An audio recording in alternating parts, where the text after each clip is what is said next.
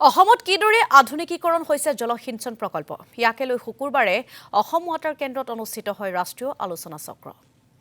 নেৰুৱালামৰ সহযোগত দেশৰ জল মন্ত্ৰালয়ে আয়োজন কৰিলে এই আলোচনা চক্ৰ পৰিচালনা আৰু প্ৰযুক্তিৰ ব্যৱহাৰ সম্পৰ্কে অনুষ্ঠিত হয় এই আলোচনা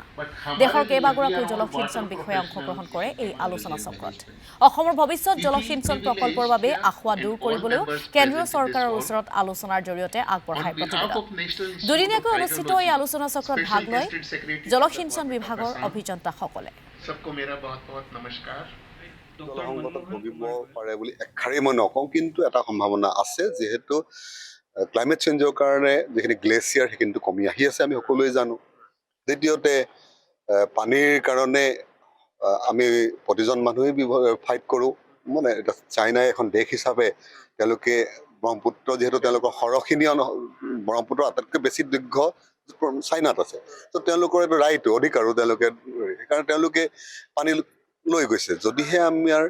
আমাৰ বিশেষকৈ গ্লেচিয়াৰৰ ওপৰত ডিপেণ্ডেণ্ট কৰি যিখিনি পানী আহিব সেইখিনি